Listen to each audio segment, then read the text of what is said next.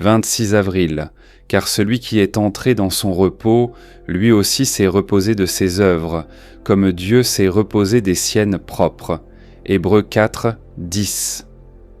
Au lieu de vouloir qu'un jour sur 7, la loi d'amour dirige et règle notre temps tout entier, nous devons durant les 7 jours de la semaine aimer le Seigneur notre Dieu de tout notre cœur, de toute notre pensée, de toute notre âme, de toute notre force. 7 jours de la semaine, nous devons aimer notre prochain comme nous-mêmes.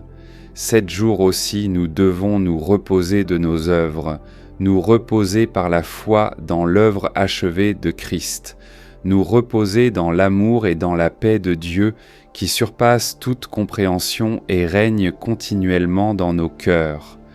Entrer dans le repos implique que nous acceptons l'œuvre accomplie de Christ comme notre justification devant Dieu et que nous demeurons avec une assurance parfaite dans le sentiment de la jouissance considérée comme telle de toutes les bénédictions millénaires.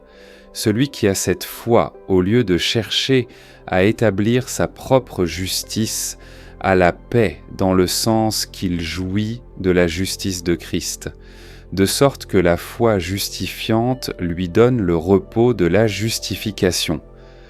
En outre, dans la consécration, en cessant de vivre pour soi et pour le monde, et en regardant en avant avec l'assurance parfaite de l'issue heureuse du plan de Dieu, il a la même sorte de repos que celui dont Dieu jouit. Question.